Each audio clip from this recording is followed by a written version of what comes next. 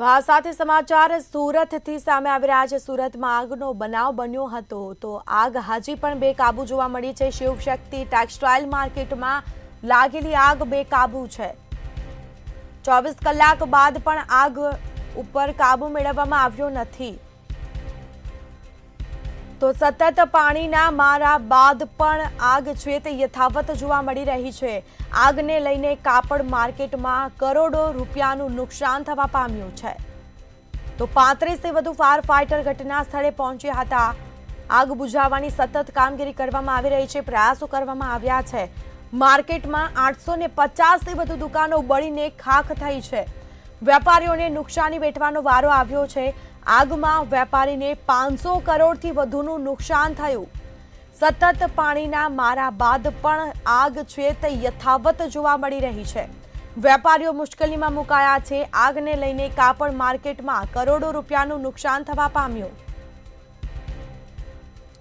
સંવાદદાતા રાબિયા સાલે phone line પર જોડાયા છે। જી રાબિયા, ગઈકાલે આગ લાગી હતી, હજી સુધી આગ ઉપર કાબુ મેળવવામાં આવ્યો નથી અને વેપારીઓને કરોડોનું નુકસાન થયું છે, શું છે વિગત?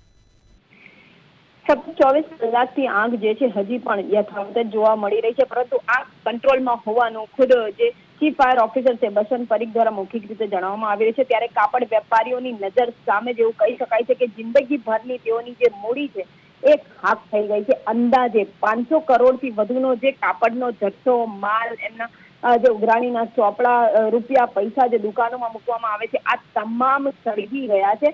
શિવશક્તિ માર્કેટની આગ જે છે ગઈકાલે રાતે પણ યથાવત હતી। ગઈકાલે સવારથી તે આગ લાગી હતી અને ત્યારબાદ 24 કલાક વીતી ગયા છે, છતાં પણ આ આગ હજી સુધી ત્યાં ભભૂકી રહી છે। પરંતુ ક્યાંક ને ક્યાંક આગ કંટ્રોલમાં હોવાનું રટન કરવામાં આવી રહ્યું છે। આખી રાત શિવશક્તિની આગ યથાવત રહી હતી। ફાયરના જવાનો સતત એમાં આગ ઓલવવામાં લાગ્યા હતા। ત્યારે 834 જેટલી દુકાનો આગની ઝપેટમાં આવી હતી। કહી શકાય કે 834 પૈકી અંદાજિત 450 જેટલી દુકાનો તો ખાક થઈ ગઈ છે।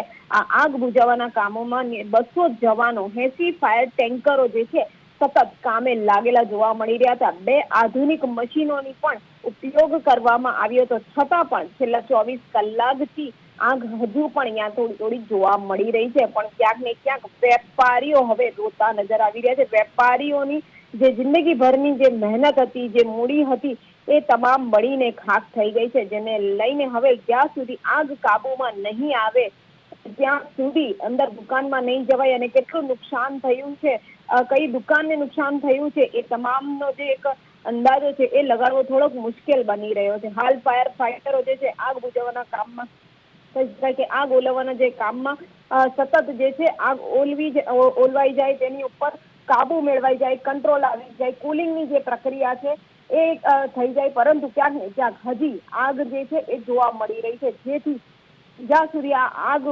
સંપૂર્ણ રીતે કાબુમાં નહીં આવી જાય ત્યાં સુધી સતત ફાયરના જવાનો અહીં જોવા મળશે અને બની શકે કે બહારથી પણ ગાડીઓ મંગાવીને કામે લગાડવાની ફરજ પડી શકે છે। જોકે ગઈકાલે પણ જે છે ફાયરની કેટલીક ગાડીઓ બહારથી મંગાવી પડી હતી, પરંતુ આજે પણ જે છે આ આગ યથાવત છે। પણ ચીફ ફાયર ઓફિસર બસંત પરીખના કહેવા પ્રમાણે આગ છે પણ કંટ્રોલમાં છે, એટલે બપોર સુધી આ આગ કાબુમાં આવી શકે એવી પણ શક્યતાઓ સેવાઈ રહી છે। બિલકુલ થી રાબિયા, આભાર આપનો।